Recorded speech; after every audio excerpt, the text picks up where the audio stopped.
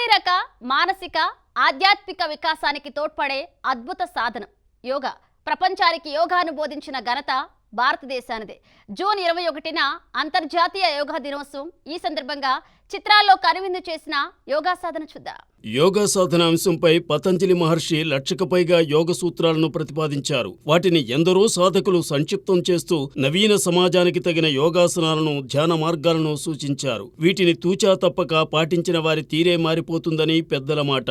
ఆ విషయాలను సినిమాల్లోనూ చూపించారు. కొందరు పాటల రూపంలో జనానికి సులభంగా అర్థమయ్యేలా చేశారు. యోగాసనాలు, ప్రాణాయామం, ధ్యానం అన్న అంశాలు ఇప్పుడు తరచూ వినిపిస్తున్నాయి. ఒకప్పుడు పాఠశాలల్లో అదే పనిగా యోగ సాధన చేయించేవారు. ఇప్పటికీ కొన్ని స్కూళ్లలో ఈ పంథా సాగుతూనే ఉంది. యోగ సాధన వల్ల ఆరోగ్యం బాగుపడ్డమే కాదు, విజయాలు దరిచేరుతాయని చెబుతారు. అందువల్లే సినీతారలు యోగ సాధన చేస్తూ సాగుతున్నారని అంటారు. ఉత్తర దక్షిణ భేదం లేకుండా చాలా మంది తారలు యోగ సాధన చేస్తున్నారు. నటరత్న ఎన్టీఆర్ నిజ జీవితంలో నిత్యం యోగ సాధన చేయడం వల్లే ఆయనకు అంతటి స్టార్డమ్ లభించిందని కొందరి భావన. రామారావు నిత్యం బ్రహ్మీ ముహూర్తంలోనే యోగ సాధన చేసేవారనే ప్రతీతి. అందువల్లనే తన చిత్రాల్లోనూ యోగా, ప్రాణాయామం వంటి అంశాలను చూపించారు ఎన్టీఆర్. స్వీయ దర్శకత్వంలో నిర్మించిన, నటించిన శ్రీ వీరబ్రహ్మేంద్ర స్వామి చరిత్రలో కొన్ని పాటలు యోగ సాధన మీదనే రూపొందించారు రామారావు. ఎన్టీఆర్ లాగే తమిళ superstar MGR, Kannada top star Raj Kumar కూడా యోగాభ్యాసం చేసేవారు. ఇక కన్నడ రాజ్ కుమార్ యోగ సాధనలో నిష్ణాతులు. కొన్ని సినిమాల్లో ఆయన తన యోగ సాధన తీరును సైతం ప్రదర్శించారు. సౌత్ సూపర్ స్టార్స్, నార్తులో అందాల భామలు యోగ సాధనతోనే తమ కెరీర్ను దిద్దుకున్నారు. రేఖ, శ్రీదేవి, శిల్పా శెట్టి వంటి వారు యోగ సాధనతో సాగారు. శిల్పా శెట్టి యోగ సాధన వీడియోస్ కూడా ఎంతగానో ప్రాచుర్యం పొందాయి. ఇక ఈనాటి అందాల భామ రష్మిక మందన్న సైతం యోగా చేస్తూ సాగుతోంది. అందువల్లే భీష్మ సినిమాలో ఓ పాటలో ఉత్తాన పద్మాసనం వేసి ఉడికించింది రష్మిక.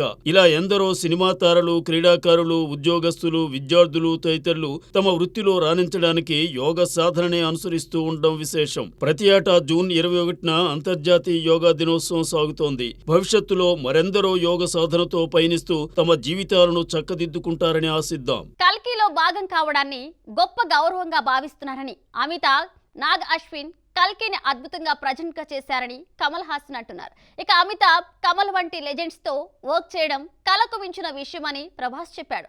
ఈ స్టేట్మెంట్స్ కి కేర్ ఆఫ్ అడ్రస్ గా నిలిచిన కల్కి 28989 AD ముంబై ఈవెంట్ విశేషాలు ఇప్పుడు చూద్దాం. మహానటి వంటి సంచలన చిత్రం తరువాత దర్శకుడు నాగ్ అశ్విన్ తెరకెక్కించిన సినిమా కల్కి 2898 AD పాన్ వరల్డ్ ప్రాజెక్ట్ గా రూపొందిన ఈ చిత్రంలో rebel star Prabhas, big B Amitabh Bachchan, లోకనాయకుడు కమల్ హాసన్, బాలీవుడ్ దివా దీపికా పదుకొనే ప్రధాన పాత్రలు పోషించారు. వైజయంతి మూవీస్ పతాకంపై సి అశ్విని దత్ ఎంతో ప్రతిష్టాత్మకంగా ఈ చిత్రాన్ని నిర్మించారు. ప్రచార చిత్రాలతో విశేషంగా ఆకట్టుకున్న ఈ భారీ బడ్జెట్ మూవీ ఈ నెల 27న జనం ముందుకు రాబోతోంది. ఈ సందర్భంగా బుధవారం ముంబైలో ప్రీ రిలీజ్ ఈవెంట్ జరిగింది. ఈ వేడుకలో ప్రభాస్, అమితాబ్, కమల్, దీపిక పాల్గొన్నారు. ఈ ఈవెంట్ కి రానా దగ్గుపాటి ఇంటరాక్షన్ స్పెషల్ అట్రాక్షన్ గా నిలిచింది. ఈ సందర్భంగా అమితాబ్, కమల్ వంటి గ్రేటెస్ట్ లెజెండ్స్ తో పనిచేయడం స్వప్నానికి మించిన విషయమని ప్రభాస్ చెప్పారు. కల్కి ఓ కొత్త ప్రపంచం, అందులో భాగం కావడం గొప్ప గౌరవంగా భావిస్తున్నానని అమితాబ్ బచ్చన్ తెలిపారు. ఇలాంటి సినిమాని గతంలో ఎప్పుడూ చేయలేదని, నాగ్ అశ్విన్ కథ చెప్పినప్పుడు ఆశ్చర్యపోయానని, తాను అనుకున్న విజన్ ని స్క్రీన్ పై అద్భుతంగా ప్రెజెంట్ చేశారని కొనియాడారు. దీపిక సైతం నాగ్ అశ్విన్ విజన్ చాలా స్పష్టంగా ఉంటుందని,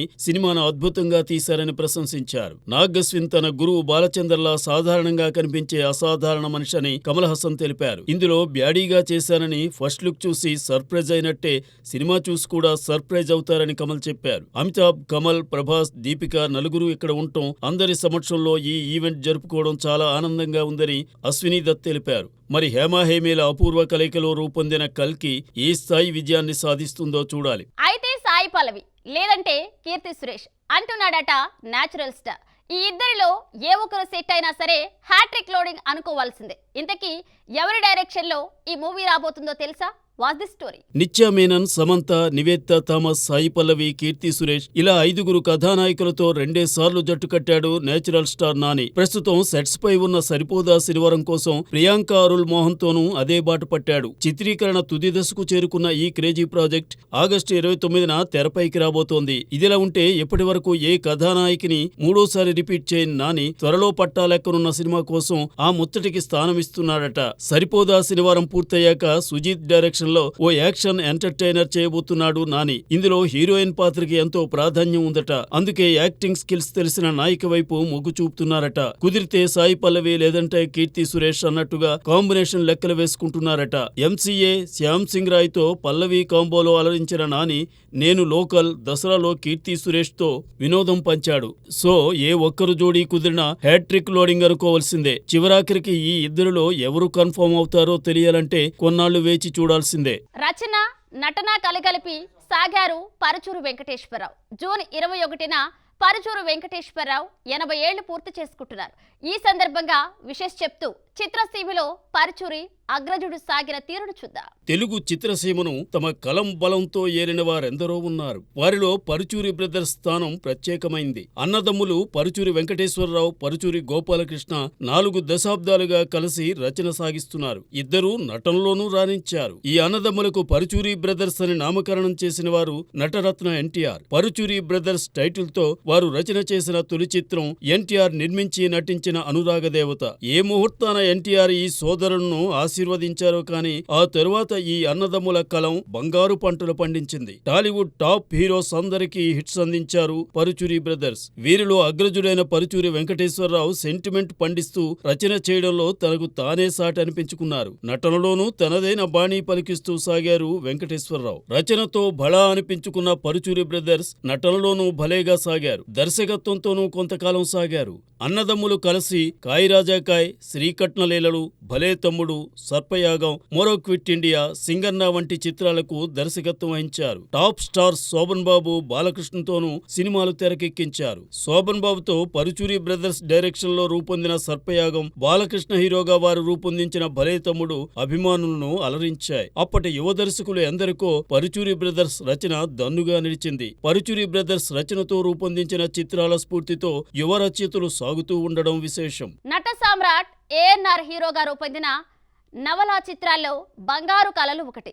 జూన్ 21న బంగారు కలలు 50 ఏళ్లు పూర్తి చేసుకుంటుంది. ఈ సందర్భంగా ఆ సినిమా విశేషాలేంటో గుర్తు చేసుకుందాం. అన్నపూర్ణ పిక్చర్స్ సంస్థకు నట సామ్రాట్ అక్కినేని నాగేశ్వరరావుకు విడదీయరాని బంధం ఉంది. అన్నపూర్ణ సంస్థ అధినేత దుక్కుపాటి మధుసూదన్ రావు ఏఎన్ఆర్ కు గురుతుల్యులు. మధుసూదన్ రావు ప్రోత్సాహంతోనే ఏఎన్ఆర్ చిత్రసీమలో రాణించారంటే అతిశయోక్తి కాదు. ఏఎన్ఆర్ ను దుక్కుపాటి ఎంతో అభిమానంగా చూసుకునేవారు. అన్నపూర్ణ సంస్థను నెలకొల్పి ఏఎన్ఆర్ నే చైర్మన్ గా నిలిపి తాను మేనేజింగ్ డైరెక్టర్ గా సాగారు. తొలి సినిమా దొంగరాముడు మొదలు తరువాత కూడా దుక్కిపాటి తన చిత్రాల్లో సంగీత సాహిత్యాలకు పెద్దపీట వేస్తూ పయనించారు. నవలలను సినిమాలుగా తెరకెక్కించడంలోనూ దుక్కిపాటి తనదైన బాణీ పలికించారు. అలా ఎన్నో తెలుగు, బెంగాలీ నవలల ఆధారంగా చిత్రాలను నిర్మించారు దుక్కిపాటి. అన్నపూర్ణ సంస్థలో ఎక్కువ చిత్రాలకు ఆదుర్తి సుబ్బారావు దర్శకత్వం వహించారు. ఈ సంస్థలో ఏఎన్ఆర్ నటించిన చివరి చిత్రంగా బంగారు కలలు నిలిచింది.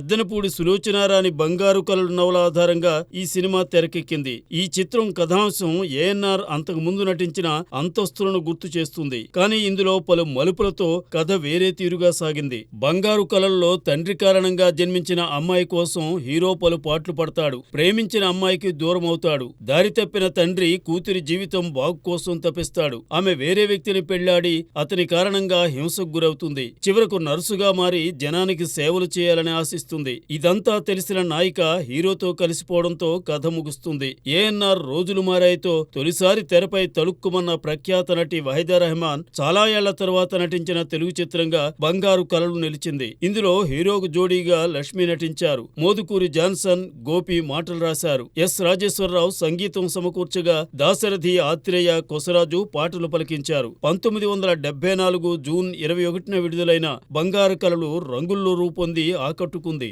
ఇవి ఇవాల్టి మహా టాకీస్ విశేషాలు. మరిన్ని ముచ్చట్లతో మళ్ళీ కలుద్దాం. అంతవరకు సెలవు. Bye bye.